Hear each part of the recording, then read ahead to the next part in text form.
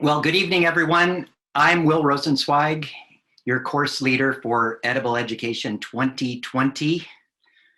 Tonight is our 13th class meeting, and it is a very auspicious date. It's the 50th anniversary of Earth Day, and you know that I like to begin our class with a view from the garden, but I thought tonight nothing could be more appropriate than to share this image from the Apollo 8 spacecraft that was taken in 1968. And the famous photographer Galen Rowell said that this was the most important environmental photograph of all time, and that it effectively catalyzed a lot of the energy and conversation that led to the formation of Earth Day 50 years ago today. So we are so delighted to be with you, and on really a special evening in the midst of both crisis and opportunity. We're delighted to have a very special guest with us tonight, not just one, but several. But our special guest, Chef Jose Andres, is here with us tonight. He has had one of the most momentous weeks I can imagine of his life. He has been ubiquitous. So we'll get class started right away, and I'm going to also introduce you to a couple of special guests in just a minute. This is a view from the rose garden. As they say around here now, you can't cancel spring, and we've got a contagion, like a breakout of roses just happening with these beautiful warm days that we've been enjoying here in California, in Northern California. And I always try to send one of these pictures to Alice during the week to kind of keep her cheered up. So just a little housekeeping, everything in its place. I wanted to, first of all, thank all of our students. You know, we have over 200 Berkeley undergrads and graduate students in this class this semester.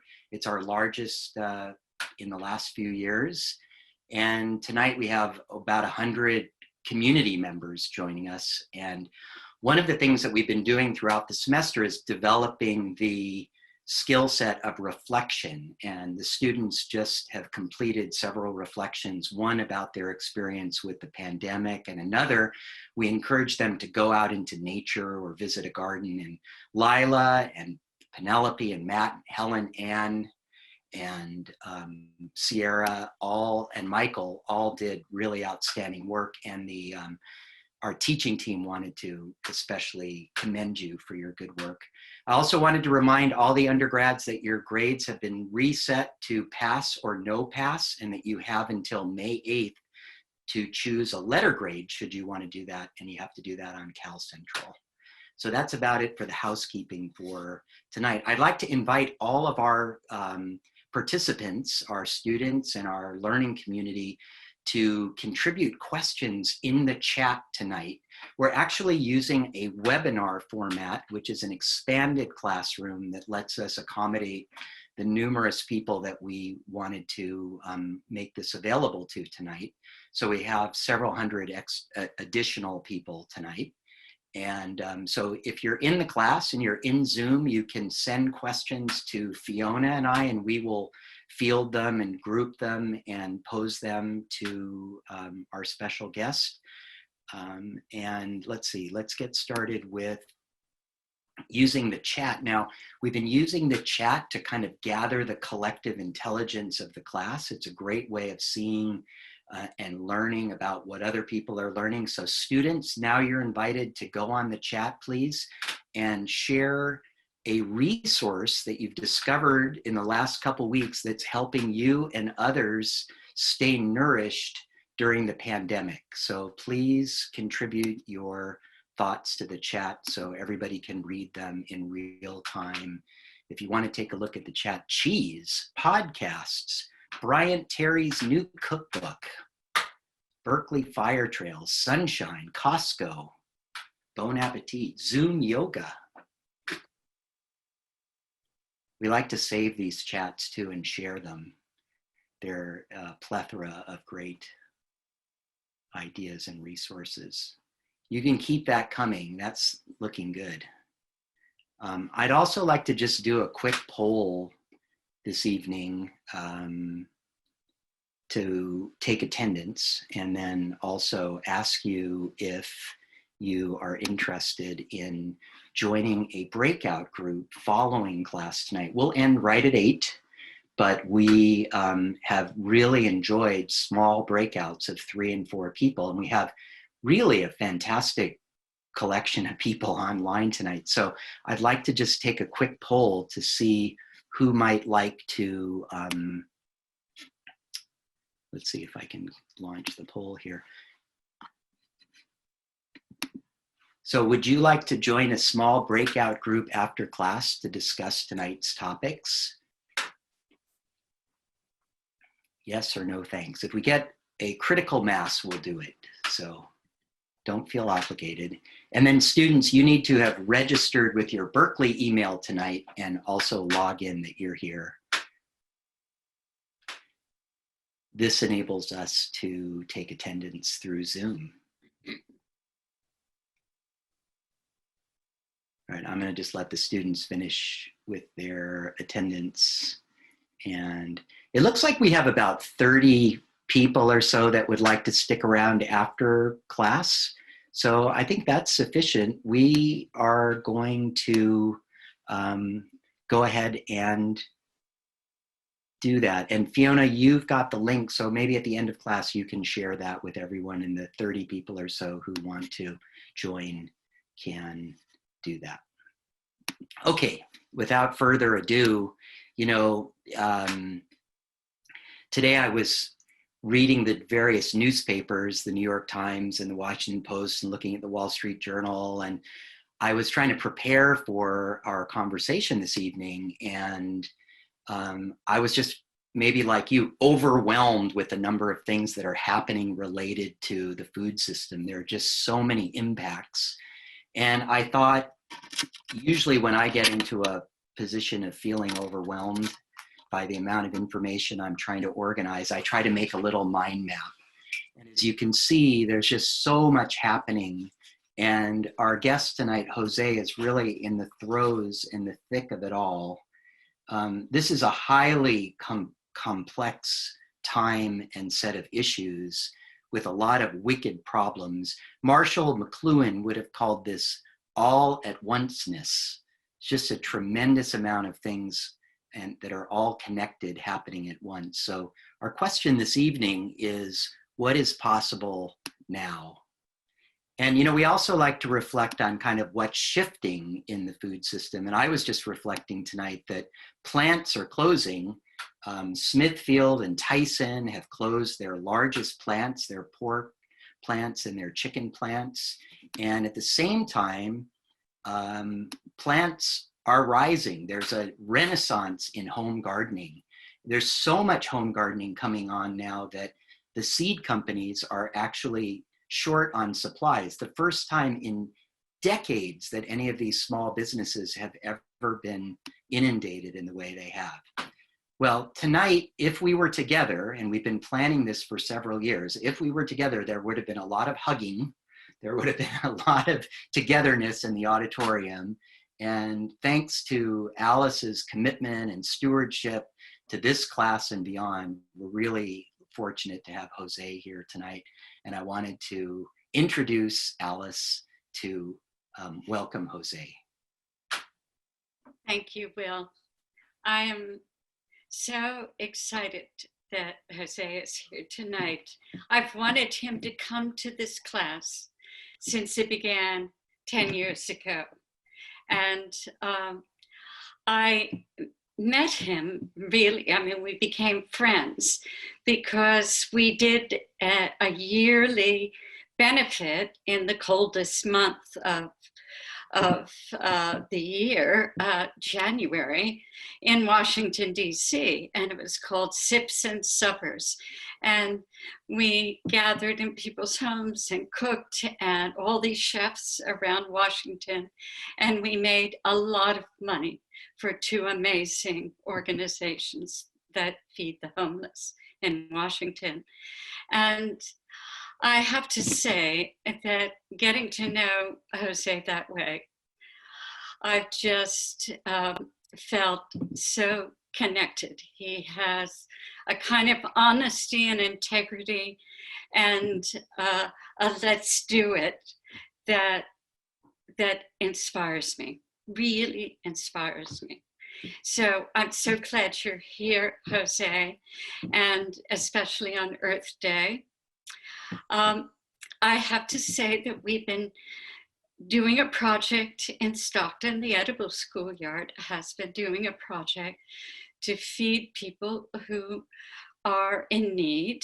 And we have actually gotten 26,000 pounds of food and meats organically grown, brought into the town from local farmers who need our help right now because, of course, the restaurants aren't buying their food. And so we matched up a philanthropist with this idea and we're distributing it. But it's nothing like what you're doing, Jose. And when you landed in Oakland, I can't tell you, you're on the front lines, and I just love you dearly for inspiring us all. Thank you. Thank you, Alice. I'd also like to welcome Dean Ann Harrison. Tonight, we're collaborating with the Dean Speaker Series to extend the reach of our class. Jose had originally planned to be with us in Berkeley on campus, and we were going to do a special session at Haas in the afternoon, but we decided to combine these efforts. So Dean Harrison, welcome. Maybe you could add a few words to the evening. Sure, I'd be happy to. Thank you, Will. Thank you so much, Alice.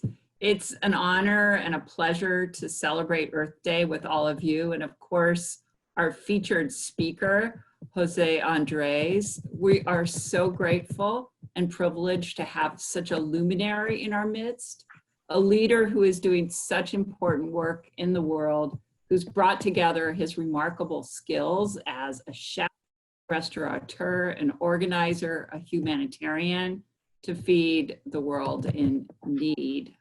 I also want to say a sincere thank you for inviting our larger Haas community to participate tonight, because Jose embodies a lot of the values that really guide us here at Berkeley Haas.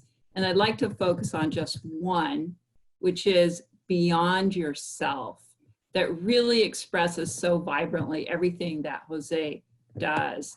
We're really interested here at Haas in how our work as leaders can be blended and integrated in a way that works across different sectors, the private sector, the public sector, and the nonprofit sector.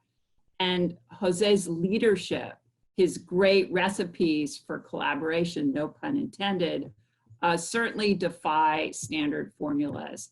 Tonight, we would love to have a chance to explore the full portfolio of Jose's work in all his restaurant businesses and also his nonprofit efforts at World Central Kitchen, how he brings it together and integrates his mission and actions in ways that have achieved such meaningful global impact. I should mention Berkeley plays and has always played a very special and important role in shaping the culture of food. And of course, Alice Waters has played a critical role there with the formation of Chez Panisse. And with our wonderful class, Edible Education, we are equipping our students about how to eat and lead in ways that will produce a healthier, a more just, and a regenerative food system for all. Now, more than ever, we need these efforts, and we really need leaders like Jose Andres. So I'm really looking forward to what we'll learn tonight, and I know all of you are too. Back to you, Will. Thank you, Anne. Thanks for being here. Thanks for expanding our community tonight. So without further ado, I'd like to introduce Jose to join me. Jose, you must be exhausted. I've never seen a man in more places at once. I think this week, from Sunday night on 60 Minutes to the New York Times, the Washington Post, the Wall Street Journal, Medium, I've just been overwhelmed with how present you are. And what I thought we would do tonight is really try to use the framework of the class that we've shaped. This is a class really about how to be a food systems change maker. And I wanted to just share the framework of the class as a way to guide our conversation. We started the semester talking about values and how values for people who are making change inform choices, behaviors, actions, and ultimately mission. We've also been talking about systems and developing food systems intelligence, looking at flows and connections, interdependencies, power structures, and of course, leverage points. And I think you appear to me as someone that is a master at identifying leverage points in the system and also connecting in very resourceful ways different parts of the system that are not necessarily always connected. And then finally, we've been talking a lot about entrepreneurial agency and action this semester. We've been talking about the pragmatic imagination, sort of how to be bold in our vision, but also pragmatic and practical in our execution. And we've been practicing entrepreneurial mindsets that really revolve around the bias for action and the opportunity to coordinate disparate participants or actors in a collaborative and coordinated way. So I can't think of anybody that is more qualified and appropriate. And I was looking at your website, and there, behold, on your website is the mission statement, change the world through the power of food, which may as well be the mission statement for this class. So here is just to share with our audience. I thought this would be a great place to start, to have you talk about your own mission and the core values of your organizations that guide you. So welcome, Jose. Yeah. Thank you very much for the kind of introduction by all of you. And you know, about Alice Waters, what can I say? She's been a force of nature for me, a woman I followed before even I met her, through her very simple, clear ideas about how food systems and business are one, and we can have profitable business taking care of the network of farmers and fishermen and everybody that makes food possible, and have successful restaurants that they are part of the community, but understanding that the restaurant is only one more part. So Alice has been an amazing friend. I cannot believe now I can say she's my friend. And she's been for me really this kind of amazing person to follow and help her to keep moving her dream forward. I still remember that nobody in the world will be able to convince Washington, D.C. and the national parks to be able to do a farm in the middle of the mall between Congress and George Washington Monument. She made it happen, and she was able to bring there every single senator and congressman that was probably not smart enough to answer her phone call. And in the moment she got with them on the phone, everybody showed up there. And this only shows you the determination that this woman has to put food front and forward in the meaning of America, in the meaning of we the people. So you know, I arrived this country very young. I was 21, 22. I was in the Spanish Navy, and I've been always very blessed of being part of this country. And I know where I come from. I'm a Spaniard. I know where I belong. I'm American.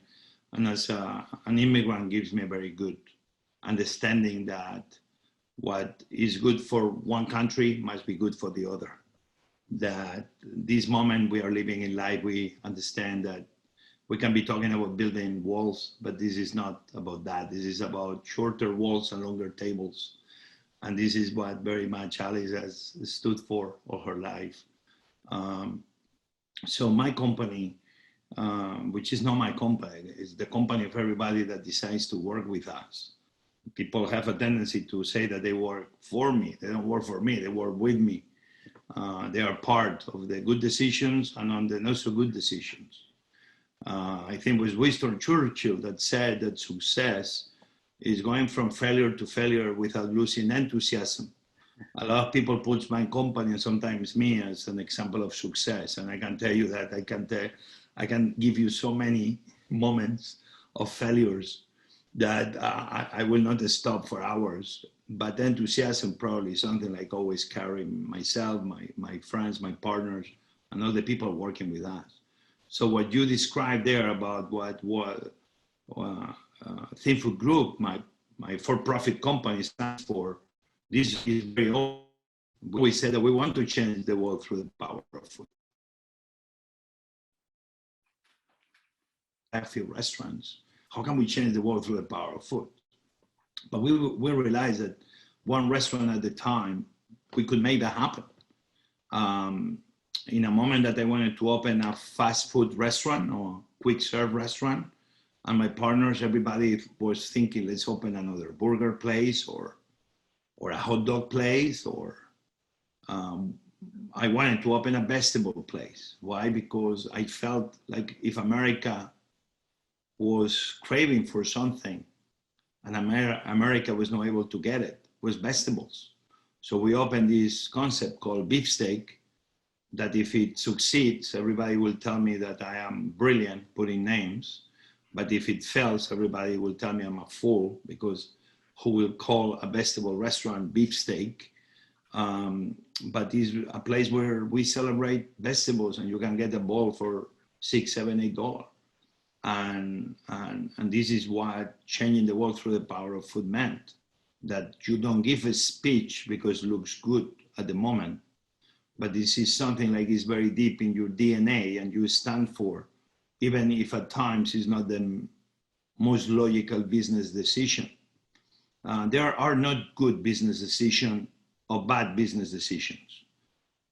There are decisions that you believe in that will make your business successful. There's many bad ideas out there that if you have a guy that really believes in them, you will go through, you will adapt them, you will make them better, and eventually you will be leading the way. No any different than the guy that had the brilliant idea to put a camera on the phones, and some photo company making photo rolls told them that's a very bad idea. Who will want to take a photo with their phone? Well, that guy persevered, and today we are nothing without our camera on the phone. I don't know what is more important, if the camera or the phone. So anyway, I don't want to keep going and rambling, but my company believes in these basic principles. When we were one of the first companies that we shut down our restaurants, I knew that this was going to be bad. I was following this coronavirus from China early on. It's something I'm passionate about in this crisis, to understand what happens with food. And I was following this very closely. So we were watching, and for me it was obvious that America was going to be hit, that Europe was going to be hit, and happened.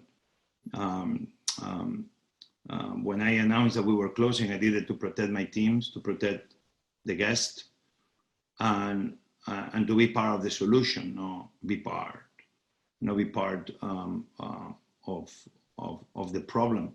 And we were able to stop the restaurant and transform them into community kitchens immediately. So I was able to go from business to an emergency business.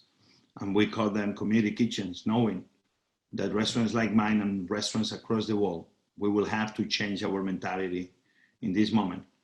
We will have to go to giving pleasure, to giving emergency food to many people in need.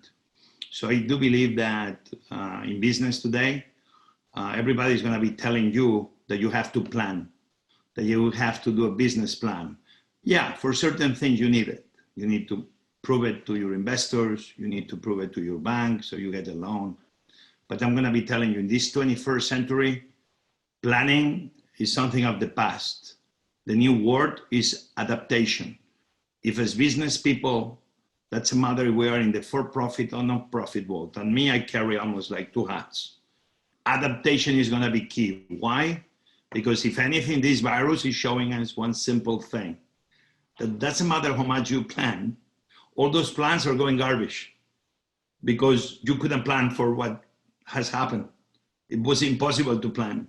So adapting to the circumstances, not complaining of what's going on, but actually seeing in the moment of today an opportunity to be part of the future.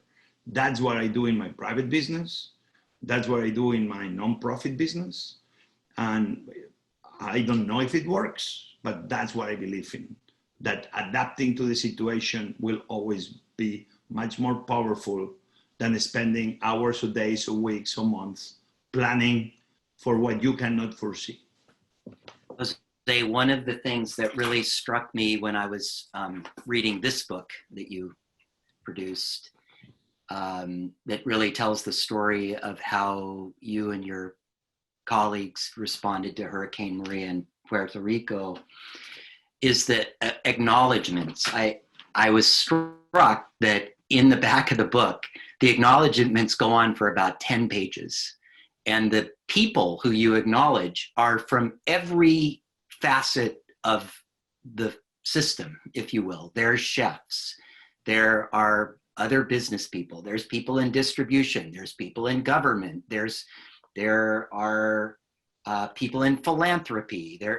It's just like all of these people who normally don't talk to each other somehow come to the call behind a shared vision.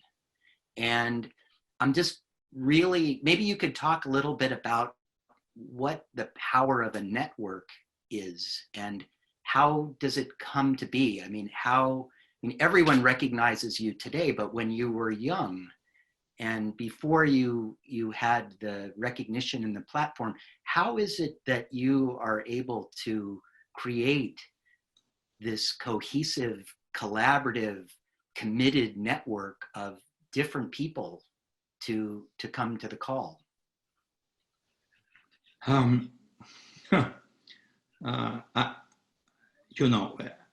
If I tell you the truth, sometimes I look myself in the mirror again and I say, man, what a failure today. Because many things I planned for or I dream of didn't happen. But what I know is that I keep knocking on the door. And I've done this all my life. When the door doesn't open, I knock on the window. And if the window doesn't open, I wait on the door until that door opens. I do believe that's very important. Persistence is very important. An idea that you don't keep going at it is not really an idea that probably was any good. When you have an idea that you think is worth fighting for, don't give up. Never. Don't give up. Because if you're going to be stopped by no's and by failures, no idea will ever come to life. So for me, I believe that I fight for those ideas I believe are worth fighting for. In the book you are talking about, I feel very guilty because even in that photo in the front of the book that I'm cooking, that was one of the few times actually I cooked. I will serve food, I will deliver food, I will make sure that the system will work. I will be on my phone, on text, on WhatsApp, on email, and on the phone calling everybody and organizing everybody. And I will go around the island sometimes, at least once a day. I will be able to go to every corner of the island. I realize that what happened in Puerto Rico is very much what's happening right now with this coronavirus. And we've been in some situations before that we had to take care of an entire island like Puerto Rico. It's not like we fed everybody in Puerto Rico, but we did 4 million meals and we were able to do over 100,000 meals a day for many days when the entire island was destroyed. I didn't do it. We, the people, did it. The people of Puerto Rico fed Puerto Rico. The only thing I did was planting the seed that was possible. I remember in the first weekend after the Hurricane Maria, I was able to bring on a Sunday at 9 p.m. to the hotel I was staying after coming back from the south of the island and realizing that the problem was even exponentially bigger than what we were able to see on TV or hear on the radio, that they call all the people that were the food producers and distributors in Puerto Rico. And they all came, and I told them one very simple thing. This island is hungry, but all of us here, we can feed this island. The only thing I need from you is to adapt to everything is gonna be happening. We're gonna need trays to deliver the food. We're gonna need cameras to get the food hot. We're gonna need refrigerator trucks. I wanna be priority every time we place an order for food. We're gonna need things that we don't even know today, we need them. I need all of you to make it happen. I didn't make it happen, they made it happen. We needed help on Congress and somehow in the White House to make sure that FEMA, which has great people, but great people with a lot of red tape, that then seems nothing happens, and where emergency is not something really they understand. They understand management, but they don't really understand emergency per se. Because when it's about food and water, emergency means today. You cannot be talking about how to feed people next week or next month. The urgency of now is now. So what we see right now in America is that we have a health crisis. We have an economic crisis that is created because I don't believe the right decision has been made. I think we were supposed to put everything like in a long hibernation, like a long Thanksgiving. Like instead of a 4 long days of Thanksgiving with the weekend, just make it a few weeks and make sure that everybody goes down like a long sleep and take care of the health crisis first. But what nobody's talking about is about the humanitarian crisis. That's why many weeks ago I began saying we have a humanitarian crisis. And we began getting ready to make sure that food will not be part of the problem, but part of the solution. And for that to happen, many things have to work at once. If we put money on the food banks, it's not enough because the food banks are overwhelmed. If we don't support the food banks with volunteers, it's not gonna happen because the food banks are overwhelmed, doing a great job, but overwhelmed. Supermarkets are overwhelmed. Even the big distribution companies like Amazon and others are overwhelmed. All of a sudden, farmers don't have restaurants to sell and they're throwing food to these fields. And everybody is feeling desperate because it's like hungry people in places around America and farmers throwing away the goodness of the earth in other parts. How is this possible? At the end, it's one word. And every person is watching us and is on business, remember this one word, distribution. If we are able to distribute goodness and empathy, the world is a better place. If we are able to spread knowledge and information, the world is wiser. If we are able to distribute anything we need to share with others, the world is better. When it's about food and water, if we have the water and the food, but we don't have systems to quick distribution from the places that we have to the places we don't have, we have an emergency in real time. And that's what's happening right now. If we are able to solve the distribution problems that America and the world faces right now, food will not be wasted. Farmers in rural America will actually do better even in a moment of emergency. Food will get to the places that people are in need of. The systems will keep functioning in this emergency until the health crisis goes away and things began looking normal. Distribution is what is failing most of the time in emergencies.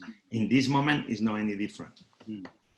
Well, that description you just made is the quintessential expression of the pragmatic imagination we've been talking about, because you're sharing a vision and then you're talking specifically about how and what needs to be done to implement it. And I'm also really struck, we've been observing this semester, we've had a lot of people who are change makers, and one of the things they have in common is that they show up persistently. And I think, I hope, Jose, would you let me show a brief film that Satchel sent me that shows what happened when you just landed here a couple weeks ago in Oakland, because I think it kind of tells the story in Please. a way. Let me share your that hands. with everyone, and it will give you a moment to sip your beverage too as we carry on. I'll just try to share my screen, and here we go. Friday of last week, Jose called me and said, I need your help. We need a kitchen, and we got to feed these people, 3,500 people on the Princess cruise ship that are quarantined. That's the opportunity to help. What are you talking about? Thank you for the opportunity to work with you. We had people from all over the San Francisco Bay Area, not only the Bon Appetit chefs and volunteers and our managers, but a number of other people in the community that also helped us. Food is love. Being on a boat stuck for 14 days, you lose some control of what's going on in your life. You know, again, that's a stressful situation. So alleviating the stress of the people on the boat, we're still cooking the same meals. We're still making the amazing food. The people, in the end, are the most important part. A home-cooked meal of some food that they know and love is important for that recovery mentally. Coronavirus is going to be hitting hard. We're going to have to adapt and open kitchens to be able to provide meals to those people that will need a plate of food. So World Central Kitchen is going to be activating in the next 2 or 3 days a protocol to partners. World Central Kitchen, we cannot be everywhere, but yes, we believe we can be helping coordinate all the people, private sector, other NGOs that will be, I know, already feeding communities. So please follow us at World Central Kitchen. We'll hear more about how to participate, how to partner. Some of the biggest problems, they have easy solutions. Use one plate of food at a time. Is just the beginning of a better tomorrow. I really enjoyed seeing that. I know that when you arrived in California, you were working 20+ hour days, and you actually, I remember, sat down with some of our former students at Berkeley, Kristen Richmond and Kirsten Toby from Revolution Foods, who actually started Revolution Foods in a class at Berkeley 12 years ago, inspired by a lot of the people that have come through our class at Edible Ed over the years. So it's just amazing to see how you've connected so many different people. Yeah. Actually, in this moment, I went to Revolution. The teams you saw there, they're my brothers. They are men and women that they've been everywhere in the last few years. Bahamas, we did 3.5 million meals. 14 islands, almost 75,000 meals a day, less than 5 days.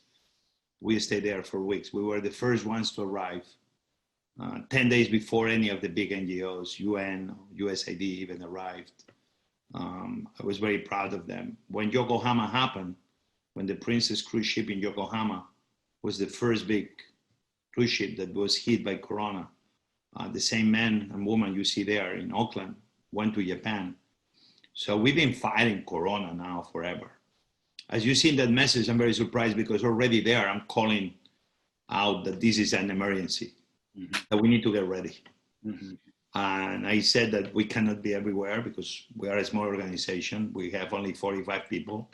Even we've shown that we grow exponentially when we have to. In Puerto Rico, we had more than 25,000 volunteers. In Bahamas, 5,000. In a country of 450,000. So this shows you really that the men and women of World Central Kitchen, we are very quick in adapting to the situation.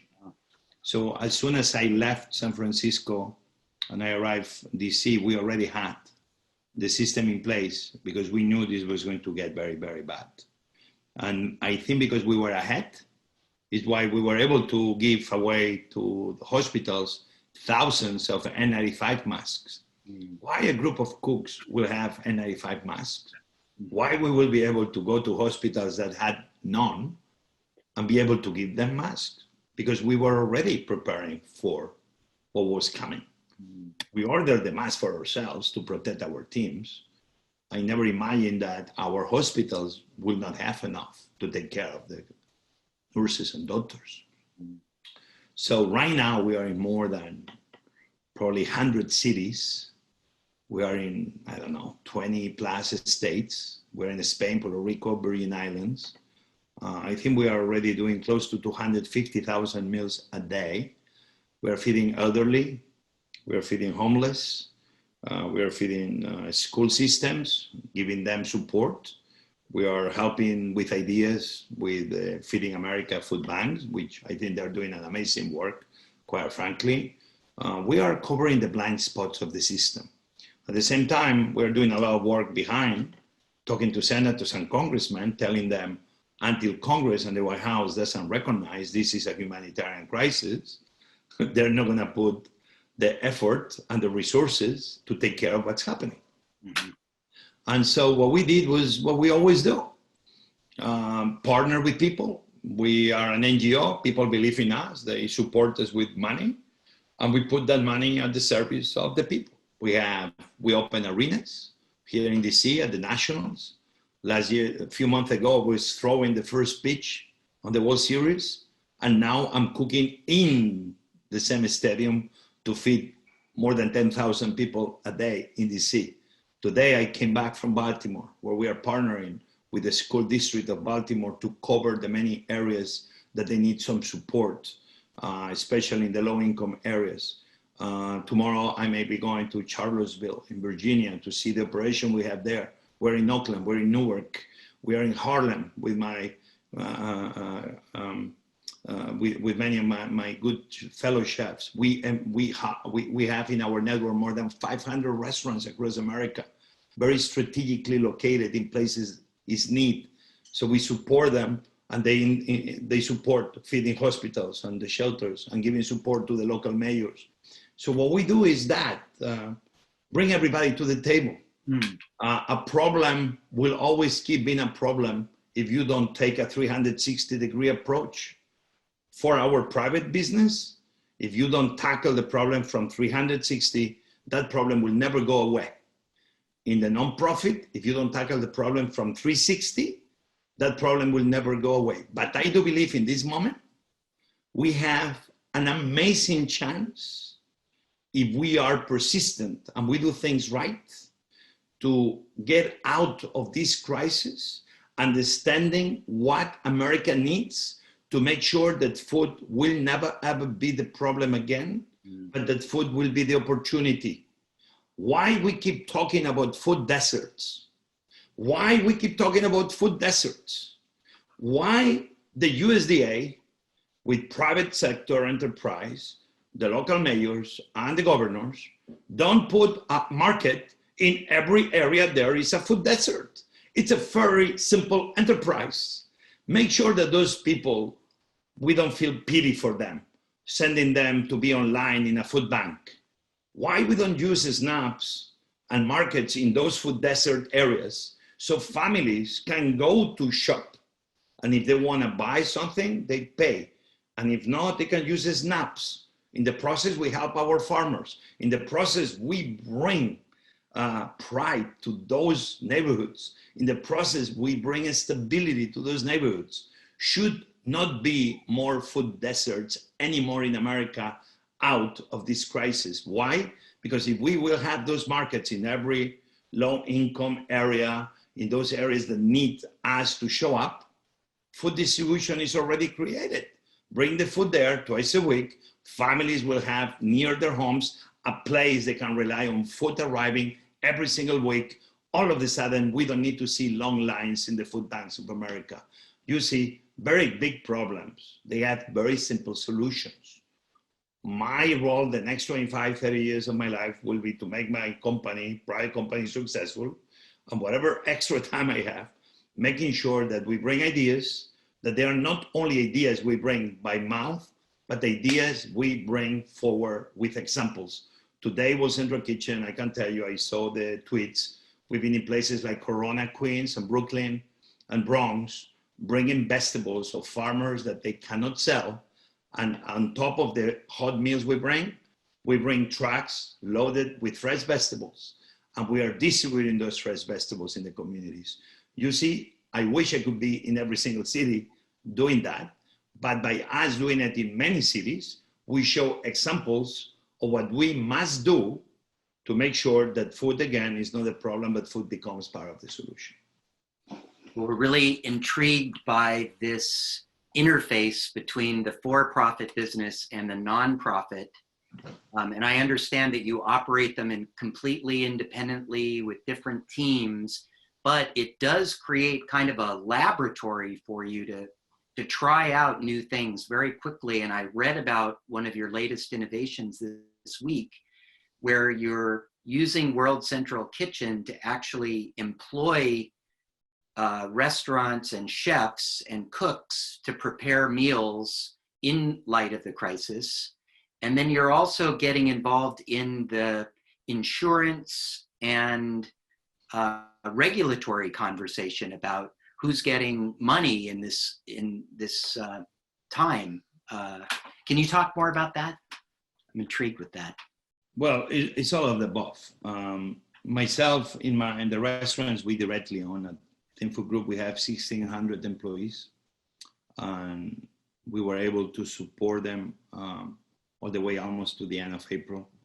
5-6 full weeks, full benefits, full salary. And I'm very proud that we were able to do this. This gave, I know, all the team members of my company the possibility to go through this crisis together, preparing. I only request from them one thing. Who wants to volunteer in the restaurants? We cannot take anybody. You can come. But if not, you must stay home. Because for me, it's very important everybody goes through this as healthy we can be. So for me, this was very important. And obviously, it's being help from the government for small businesses. The idea was good on paper. Is the famous the 3 Ps, the bill that is supposed to be helping restaurants and small businesses, but then we learned that is helping also very big businesses. And the idea was good, but the implementation of the idea has been so-so. As we speak right now, is many great people. We are talking, is this independent restaurant coalition of many small restaurant chefs, owners like me, that we are, even myself, I have many restaurants, and in many ways I'm not considered small, but every one of my restaurants is small, and I have different partners, and they're part of one community. And we believe that restaurants are such a good way for the government to be helping the restart of the economy. Why? It's not any other business but a restaurant that every dollar you spend as a guest trickles down into the economy all around. When you come to a restaurant, you spend $1. Yes, you're paying for everybody that works there, cooks and waiters. But you're paying, obviously, helping pay for the electricity and for the lease, so the landlord benefits and he can pay his loans back to the bank. But then we need to be hiring the marketing and the PR, the internal and external, and then the architects and the decorators, and then the guys that sells us the new chairs every 5 or 10 years, and then the farmers and the fishermen, and then you keep going, and every dollar, more than 90% of that dollar goes into the community. So to support the second biggest employer in the country, the second biggest industry technically in the country, every dollar that is going to come to restaurants is going to help enrich and lift up the entire economy. That's why it's so important that Congress, in this coming fourth bill, will support not only small business, but restaurant business. Because we are over 700,000-800,000 businesses across America. We are in every corner of America. And I do believe that our society today, restaurants are part of the DNA and everything they bring around.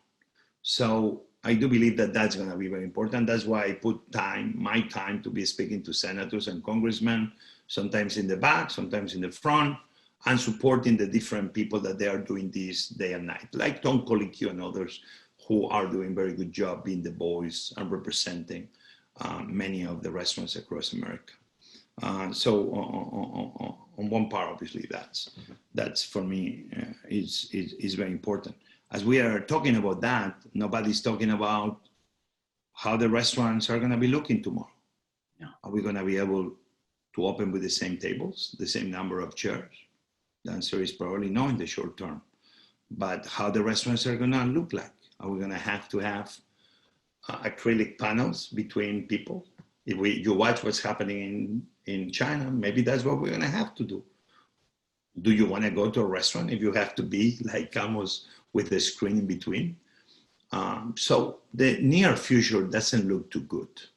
But then I go back to history and you read what happened in 1918 and 1919 with the Spanish flu, badly called the Spanish flu, but nonetheless the Spanish flu. And what we learn is that the economy eventually is going to come back. Normal life is going to come back. At least is what we learned from 100+ years ago pandemic. But again, this coronavirus may be worse. So we don't know. We need to adapt and we need to plan. My mission is to prepare for the worst, but hope for the best. If things go better quicker, we need to be ready to fly. You have no 1 second to waste. But if things go worse than planned, we need to be there to adapt to whatever circumstance we're going to be living around. Jeff, one of the things that comes up frequently in my conversations with students and during office hours is we frequently come to the topic of the importance of a mentor, particularly for people that have an ambition to make their mark on the world, to make a difference, to be a food systems change maker. And I know that you've had some really important mentors. And as I was reading your book, I was hoping you would share a little bit about your experience with your special mentor and maybe some advice for the students about how to engage a mentor, how to find a mentor, how do you develop a mentor relationship, particularly in this time when there's going to be so much uncertainty in our pathways in the job market and the future. I'm 50 and I guess that many of the people that are watching us probably are younger than me. And when I was much younger, I thought that I knew everything and I didn't need anybody. Even I left school when I was very much 14, 15. I went to culinary school, but I didn't graduate until I was 46. And they only give me my title only because they wanted some PR to bring new students to the school, I think. I fell on English, accounting, and cooking. So imagine my success. But I realized that many of the people we have around us right now, sometimes we take for granted and we don't even give a lot of importance. Years from now, we're gonna remember certain things they told us or things we saw they did. Or actually, those moments were more important in our lives than we ever recognize. My father will never let me do the fire, never let me do the cooking, only the fire. One day I got upset. He threw me away. He got me on the side and told me, my son, I know you wanted to do the cooking, but the most important is to do the fire. Learn to control the fire, and then you'll be a cook. Then you'll be able to do any cooking you want with your life, literally and metaphorically. That was a very important lesson. I didn't give it importance when he told me. And many moments like this in my life. I do believe that in my recent life, I was very blessed with the people that hired me. Rob Wilder, my friend, my partner, Roberto Alvarez, the guys that brought me to Washington, D.C. I came as a young cook, a young chef. I barely knew how to even run a kitchen, but there I was. I had this executive chef in my early days as a head chef, Jaleo.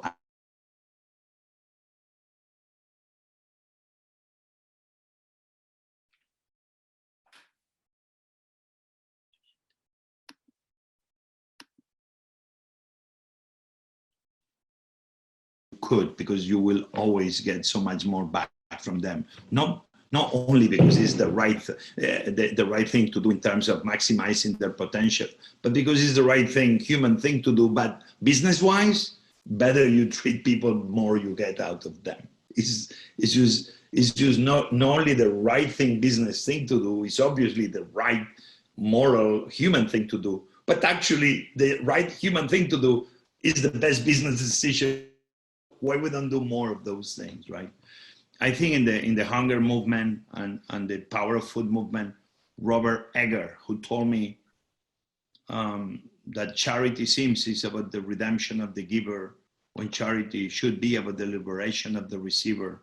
You can apply this to your private business or for your nonprofit business. Are you here to redeem yourself of something? Or are you here to liberate somebody from something? Or in this case, to empower somebody? If every single business today, we're going to be empowering the people that are part of that business, our communities are going to be much better. To me, it's very amazing that right now we have people working in 2-3 jobs that they still need to go to the food bank. We should be in the business of closing food banks, and we should be in the business of closing NGOs like mine. Why we have food banks? If we pay people well, actually it's good for everybody. They don't need to go there to wait online for food. They can afford to buy their own food. In exchange, the economy does better. In exchange, our communities do better. In exchange, everybody feel proud of who they are and their standing in the community. That should be the right business. On the other hand, we are all talking about minimum wage, when we should be calling not minimum wage, but the right wage. Not even the living wage. We should call it the rich wage. Because if everybody does well, everybody spends more money, the economy does better. I mean, it's such a simple idea, but then we don't do it. Because everything is about the bottom line. Everything is about that number. Everything is about the EBITDA, and everything is about how much money you pay back to your investors. When sometimes maybe that's the wrong approach to it. Because if we have people right now that are hungry, why do you want to do well as a business when across from your business you have people waiting in line to get a plate of food? Or I prefer do okay, but make sure that nobody's online on a community kitchen waiting for a plate of food. So anyway, those are ramblings about many lessons learned. But I do believe everybody has to be their own mentor to a degree. You need to listen to your inner self. It's going to be a lot of people telling you what your life should be like. And you should write your own recipe of success. And if everything was so well done and everything functions so perfectly, well, it's not the case. We have a lot of things to improve, a lot of opportunities, a lot of things to make better. It's an opportunity for everybody to be part of that better tomorrow. And you can do it on the private sector, covering needs that right now is not happening. And you can do it in the nonprofit sector. And at the end, we understand that everything is one. I do believe the new American dream is that what must be good for you and your family and the people you know must be good for the people you don't know. Cannot be anymore I, the person. Me. Has to be with the people. And this is not a new idea. This is an old idea. This is the beginning of our country. So let's all believe in with the people and understanding that we are only as good as the people we have around us, that we are only as successful as the success we have around us. Every time a new restaurant opens in my street in Washington, D.C. for the last 26 years, at the beginning, my lunch business went down. My dinner business went down. But a few weeks later, my business went up. The new business was successful. My business was doing more. We were all achieving the same success. That's the new mentality we all need to be living in. Cannot be how well I'm doing, but has to be, are we all enjoying the goodness of the earth? Are we all enjoying this wealth that seems is surrounding us? If the answer is no, we must do better. Because at the end, if we look for the success of others, at the end, really what we're doing is investing in our own success. A perfect message for Earth Day. Thank you. I'm going to invite Fiona to share some of the questions that the students have posed to you, and we'll keep you just a little bit longer tonight. Jose. Love it. It's been a very. My wife is here with me, listening to Oh, good. my ramblings. My daughter, so it's good. Good. Family's there with you. They can come on the screen too if they like. So My daughter is enjoying this class enormously. She's an NYU, but she's having. I see her taking. We want to open a chapter of edible education at every school, so maybe she can be the ambassador to Make it happen. NYU. We would like that. So Fiona, can you come back on with Yes. your video and your voice? And Yeah, so hopefully you can hear me now. Yes. I'm unable to turn my own video on, so if Dana's able to turn my video on, that would be great. So Jose, oh, here we go. Start my video. Hi there. Hi, Fiona. So first of all, we have questions from Charlene and Karina, two students in the class, who are wondering if you have advice on what students can do to follow in your footsteps, and a little bit more specifically, get involved in the particular work you're doing right now with World Central Kitchen. So the first piece of advice I'm going to give them, don't follow my footsteps, because I want to follow their footsteps. And I don't say that because it's probably the right thing to say, and everybody will say, okay, great answer. If I did everything everybody before me told me to do, I don't think I will be where I am. Because what's happening is that all of us, we are our own unique universe in our own way. And we all have this powerful opportunity to contribute. Sometimes by being followers. Very often in my life, I'm just a follower. Sometimes in the moments we believe is the right moment for us to be the leaders. And it takes a balance. Great leaders can be great followers. They must be great followers. So it's so many opportunities out there. It's so many paths that we can all be taking. Used to think like, because we've been on this planet for thousands of years, used to think like nothing can be changed and nothing can be reinvented. Is just not true. If not, take a look back at history. So my thing will be you, be yourself. Actually challenge everything. Actually challenge everything they're teaching you. Challenge everything they've told you. Because by challenging, you're finding your own truths. If not, you are just playing with the truth of somebody else before you decide they were the universal truths. It's certain things that they are constant in life. But many other things is up to you to decide how are you doing with those things. So don't follow the footsteps of anybody. Just join people that you may feel can inspire you. And if you join somebody that doesn't inspire you, still is something to be learned from. And I will say something too, just be near people that disagree with you. Stop being those seals on the zoo that they start clapping when they're fed sardines.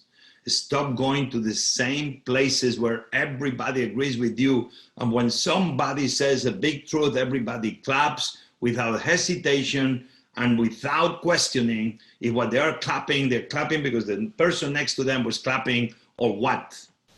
Go to the places that people don't think like you and actually as the opposite of you as you could be. Because you must enjoy those different points of view. Try to be humble in the understanding that maybe they may have a point on certain things that you totally disagree with. And thinking that those people don't think like you is what is enriching you, is what is making you better. Well, by learning new things, or well, by reaffirmation of your own beliefs. But move away from the people that actually clap at you or think like you. Let yourself be challenged. And don't follow the footsteps of anybody. You can create the way by walking, foot on the ground, one step at a time. You are going to be creating your own path. Simple as that. Thank you. And so somewhat related to that in terms of your own path, were there any, this is a question from Joanna, were there any aha moments in your childhood where you just knew that food was going to be your career? I mean, I think my love with food was, was something that was there, was building over.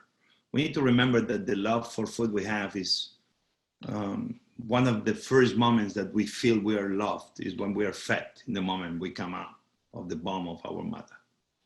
Well, by she feeding us or by our father giving us the baby bottle, that first moment of somebody feeding us is something we don't remember. It's something we're highly unconscious, something I wish we remember, because probably will be a very beautiful moment, maybe. But I do believe that moment with food, that relationship many of us we have, begins in that first moment we are fed and forever stays with us. But for me, I think that it's been slowly. I was passionate from the beginning, and I remember making first cakes, and the first time I make madeleines, and the first time I burned myself making caramel for the flan that my mother was making, and I remember working in a restaurant, and I had this tray of cannelloni with bechamel, which actually people think are Italian, but in Catalonia, Barcelona, we make the best ones. Sorry, Italy. And I came out into this restaurant. I was working in summer. I was 16, and I had this long tray, and it's these doors in the kitchen separating from the dining room that go in and out. And as I was leaving the kitchen, one of the doors hit the back of the long tray I was carrying, very hot, and the tray began slipping from my hands and ended in the very big fish pond aquarium with all the live fish in this fish restaurant, that all the fish began jumping, eating the meat cannelloni, and the entire water became milky and cloudy. And I looked like a fool in front of an entire dining room. If in that moment I didn't quit cooking, I knew that I will never quit cooking. So I can tell you great moments of successes, but probably if I survive a moment like that, and I'm even able to tell it to you, that tells you that even out of those very bad moments that every one of you is going to experience one way or another, remember that enthusiasm will carry the day, and that it's going to be many moments. But then is one moment. I was 7. My father took me to this rural town. An uncle of mine I never met, in very rural, like almost like a movie rural, 1970s town, almost no electric light, candles in the home. And we arrived late, and he was cooking there in an open fire in a very big metal pot. And he had all bread, very old bread, almost moldy. And he was cutting it with very old knife. And he had some rancid pork fat. And he put the pork fat in the pot.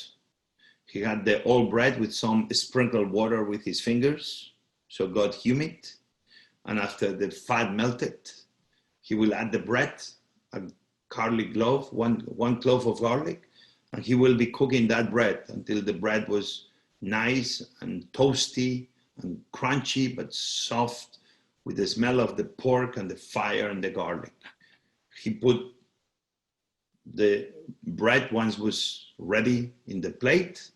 He made 2 fried eggs right there on the fire, and we ate all breadcrumbs with 2 humble fried eggs. Maybe that was a moment of truth in my life, of understanding if all bread, moldy bread, could be so glorious. Imagine what you can do with the amazing goodness of the earth. Yeah, what a compelling experience and memory. So one more question kind of about your particular path and works on, then we'll talk a bit more about COVID and World Central Kitchen. But someone wants to know how you keep your work streams organized. When you wake up in the morning, there must be a million things to do and think about. And how do you decide what to do first? That's a question from Chris. I am probably not a very good example of that. And I shouldn't be sharing how I do it because then, but I usually do first what I like the most. And you should not feel bad about it. And sometimes can be going to the kitchen and working on a new dish for minibar because I'm not happy with 2-star Michelin, I want to have 3. Other time can be going to Congress and talking about why having no child hungry in America is the right thing to do. And I'm very passionate about that too. And I have the opportunity to do it. Sometimes can be waking up in the morning and grabbing one of the books I never have time to read anymore. I love to read all books. I have a connection with all books that I cannot explain. I understand why people pay so much for old books. Even doesn't make any sense. Why would you pay money for an old book when you can have the same thing in a new book and cheaper? And if you don't want to pay, you go to the library and you don't have to pay a dime. I love to read all books. My favorite Appert, I own a first edition. The guy that invented canning, Napoleon Bonaparte, will give 10,000 gold francs to anybody who will come with a way to feed the troops at the battlefield. And this guy in 1809, even the book was published in 1810, came up with how to can vegetables, meats, and fish. Without canning, I don't know how we will survive the last 200 years. Canning to me is one of the most consequential things in recent memory of human invention. And still we don't give it any importance. But to me it's very important. So in the day, things of the day, we face a big problem right now. If it's no email, it's FaceTime. If not, somebody called you and you didn't answer because you were in the morning and you didn't do makeup, or I didn't shave and I didn't want to answer. Or it's text message, or is WhatsApp, or is direct message on Twitter, or is a message on Instagram of somebody cannot find me and please, I need to, oh my God, what's happening? In the old days, we will receive a letter, maybe a phone call, and that's it. And you'll only answer if you were next to the phone. And now it's becoming really, I would say, overwhelming. So me, I try to just enjoy it. When something is really important, somebody's gonna call you back again and he's gonna email you 3 times until you answer. When it's not really important, doesn't happen. But me, I do the things that really touch my heart first. And if it's something that doesn't touch my heart, but I need to be smart, I have people around me that tell me, hey, or you do this now, or we shut down your restaurant. But me, I try just to enjoy it. I'm not gonna lie to you. I'm very selfish on that end. But I think selfishness in these things are good because at the end, what do you give priority to? You realize that everything is priority. But then what happened with your family and your wife and your daughters and your friends? They're no priority anymore. So I do believe this is gonna make us think a lot. I've been enjoying my family like I've not enjoyed in 25 years. Mm-hmm. In the moment that I don't know if I'm gonna reopen my restaurants, in a moment that, we are looking at every dollar we spend, even I have a good life, but listen, I need to work for a living. I know it's people in more dire situation than probably me, but now we're not spending so much anymore. We are. And actually, I look at the future with hope, but uncertainty. But these moments I'm spending with my family right now, money cannot buy that. So I keep going back to, People may say, Jose, you're highly disorganized. I say, no, I have the perfect organization. I do first the things that make me happy. Because if I'm happy, I'm productive. And if I'm productive, I can help everybody much better. If I do the things that make me miserable, why I'm in this life for? So that's the most important. Do the things that make you really happy. Because the ones that make you happy, actually, you shouldn't be doing them in the first place. So that's what I try to do. Yeah, and it seems like way too many things that make me happy. But that's I'm telling you, I think this is a good way to do it. If you have way too many things that make you unhappy, man, you should quit and you should drop them immediately and just be happy. And so, what I do first, the things that make me happy. If they make me happy, I'm answering you before you even email me. Yeah, I think that's it. Yeah, it's an especially important message right now where there's plenty of things to feel not so happy about. So might as well use the time we do have about towards things we love. So to get into a little bit more of the work itself, we have some questions about food waste and hunger from the audience, obviously both very relevant to your work. So from Harlow, he's wondering what leverage points there are in food waste in the context of the pandemic, especially with recent warnings from the UN about an impending global hunger crisis. And then from Linda, how can we drive an ecosystem that incentivizes farmers and producers to redirect excess, produce, dairy? Yeah, this is a great question. We mentioned before distribution. In Spain, in moments that nobody was picking up oranges, in a moment that was famine in north of Africa, and nobody was picking up oranges because the labor of picking the oranges was higher than the price of the oranges in the market. All right? But at the same time, we had hunger in parts of Northern Africa. How is that possible? And then we have UN through the World Food Program sending food from other parts of the world to these places in Africa so they can eat, shipping huge quantities of grain and etc. from faraway places, when across the Mediterranean you had extra leftover food getting rotten on the trees.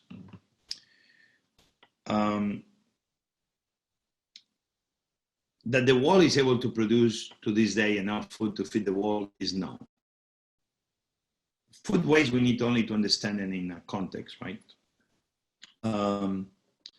It's almost like we need to be doing how many calories, or even better, because calories are becoming something that is not the best way to know what we produce, but we should be saying how many nutrients, quality nutrients and quality calories we're able to produce. And some people will argue with me that a calorie is a calorie and that's it. But quality nutrients, or quality calories with nutrients. And probably the number is going to be staggering, that we produce many times more than the entire planet needs. But still we have hunger in many parts of the world. And sometimes we refer to Africa and Latin America and Asia, which actually there are countries that export vegetables and fruits and to the rich countries, but still they have hunger. This is amazing, right? But still we talk about Africa and South America, but then in our own cities, near the universities, we teach our students, we have huge quantities of pockets of food insecure families. And at the end, it's a fairly simple equation. I do believe we have a system that is created politically to invest, to throw money at the problem. What that means? Let's make sure that we all have one that can afford it, healthcare, and let's make sure that we fix people once they get obese, overweight, high blood pressure, and when they're sick and they're about to be broken, let's spend large sums of money in the healthcare system to repair those broken men and women. When the system should be created to let's invest money to make sure that from early on, Children are fed good vegetables, good fruits, good quality lifestyle. So in the later days of their life, we don't have such expensive health core bill that then the system goes broken and then we say we cannot afford the healthcare system, when actually we will be spending much less money investing into the solution, which is keeping our young children in America and in the world fed so they can be proper students, so they can receive proper education, and then we don't have the same problems we have at the end. Because it's a lot of interest created and more money, it seems, in fixing the broken bodies of humanity versus investing in healthy bodies to be net contributors to humanity. Until we are not able to solve that, in a crazy way, we will be having food waste going, because there's not any willingness to make sure that food waste actually is something like, you cannot say it's forbidden, but actually can be taxable, that you can be charging somebody for wasting food. Let me give you simple examples. I've been picking up okra in Florida. And supermarkets that want that okra, they only want this size. But guess what? Even the people, young people, you and I, people that believe like us, when we go to the supermarket, one thing is when we have a shirt that say don't food waste and ugly fruits are cool, but then all of us, we're part of the problem too, because we all want the best tomato and we all want the best eggplant. And still I am in the farmer's market, and those ugly tomatoes that they sell you for 25 cents a pound, when I leave 3 hours later, they're still there, nobody's buying them. So we need to start putting pragmatism into the equation. One thing is what we believe and we say we support, and another thing is the actions of what really we support. I believe it's a disconnect. We all talk that tuna should be protected, but our sushi restaurants and fish restaurants are packed every single day. So how can you be being such a supportive community for protecting the oceans and tuna, but at the same time, all those places are packed to the flag? I think it's a word, food pragmatism, that we're gonna have to start living by. So the long story short, I do believe that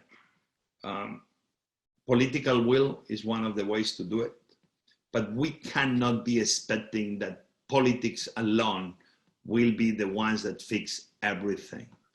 Requires to be a true economics of the people, that they believe that they will pay for ugly fruits, that if I get okra that is this big, I still will buy it. The reason the farmer throws it is because nobody buys the bigger okra. And so the guys that are paid by how many pieces of okra they pick every day, when the okra is bigger than this size, they throw it garbage. 1 mile away from where that okra is thrown down to the floor, you have hundreds of families that they don't know what they're gonna put on the table on that Sunday to feed their children. So we need to start thinking very locally to start fixing many of these problems, because we are trying to have this global view, but sometimes even in the big producing areas of vegetables and fruits in America and in the world, nearby, we have huge pockets of hunger. And if we are not able to resolve the problems right in those small communities where food production happens and hunger happens at the same time, if we are not able to solve the problems right there, we're gonna have a very hard time fixing any bigger problems. Just to end, I mentioned it before, why we have food deserts. Food deserts, they don't happen because it's not political will. We need, in this case, political will to make sure that we say, if we have production of vegetables here and vegetables are going to the pile of compost, why we don't make sure that those vegetables, we have a way to subsidize or to give extra dollars to the farmer to make sure that actually the food will never be wasted, but that food will be moved to those food deserts nearby to make sure that we bring joy to the community, that we bring what these communities need from us, which is not our pity, but our respect. Sometimes making sure that this excess of food production in America gets to the places that have none is a way to show respect to every single individual. Thank you.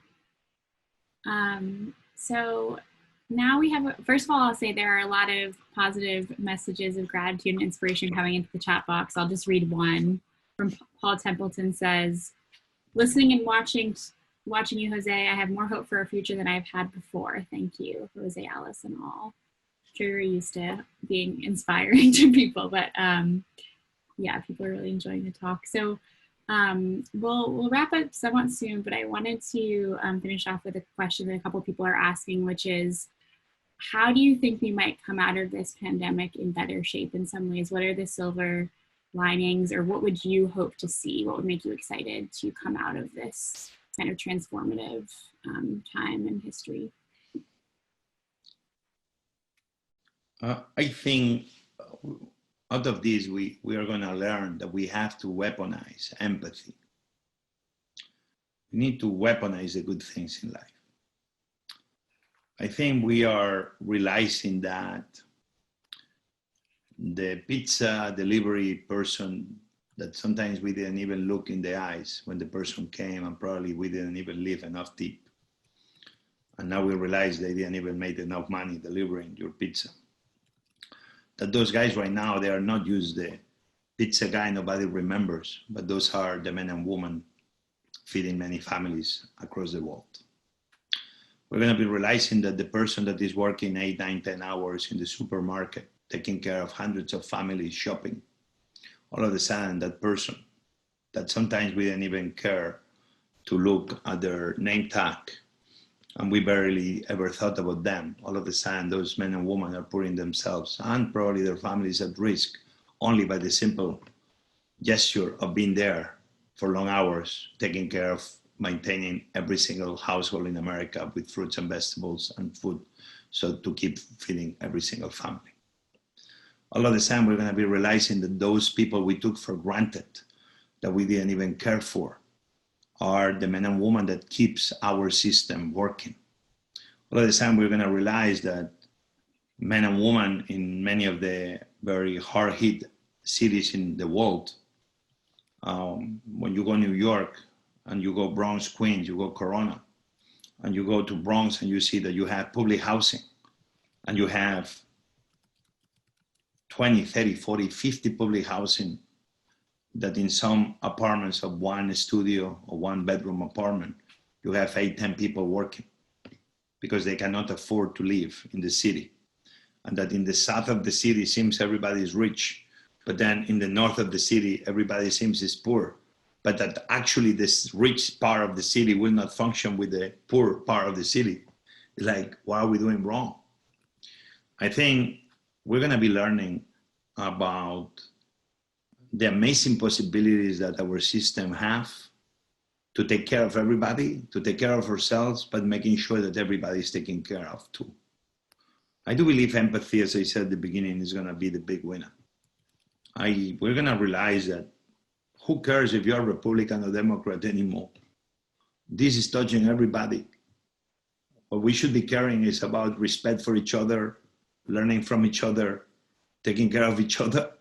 And I mean it sincerely. And that this is something like it's touching everybody. We saw Tom Hanks. He may be flying private, I don't know. But this can touch even people that we think are untouchable. Obviously, the people that are suffering this the most are poor people, low-income people, minorities. And we need to make sure that that doesn't happen again. Because if not, we are just moving into the wrong direction. Maybe we cannot fix the entire world, but the richest country in the history of mankind should be able to fix itself. If we want to be having any hope of trying to fix the many of the parts of the world that maybe need improvement. But when I look at my own city, and I don't need to go anywhere else, and I see that across the river from the Potomac is Anacostia. For many parts in Anacostia, they barely have a supermarket 3, 4, 5 miles away near from where people live. You see that there's a lot of wrong things happening. So out of this, what is going to come is a call to action. Nobody, especially young people, can say, man, I don't know what to do with my life. The amazing thing is that every single person, especially if you are in business, you have every single opportunity to improve the systems, to create new systems, and to dream as crazy as you want. Because if it's a moment in your lifetime that you can be crazy and where every idea is possible, is now. So I think this is what is going to happen. Empathy is going to blow away.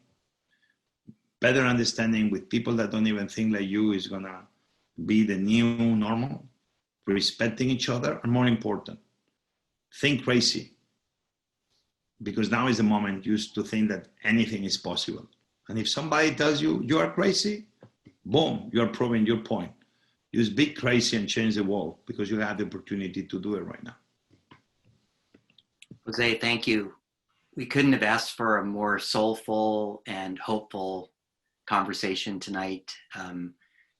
The vision of empathy blooming all over the planet at a time when we all need it most is very encouraging, and we're all very inspired by your presence. And also we're really grateful that in the midst of everything that's happening, you kept your commitment to our students at Berkeley. And if we'd had our normal Zoom, everybody, I'm sure you'd see everybody standing up like in the auditorium with a standing ovation. And I would even do that too, but I would be out of the frame. But No, I hope you feel it from us. I feel grateful. It's been a special and auspicious occasion to celebrate this with you and to be in your presence. And what we want to do now is, because this is a special time and your family is right there, we want to give you back a few minutes of the evening. Fiona's going to share the link right now. Hopefully this will work on the webinar form of Zoom to take people into another room. But I just want to say thank you and best of luck to you with all of your endeavors. Good evening. Yeah. Thank you, Jose. Take care. Be well.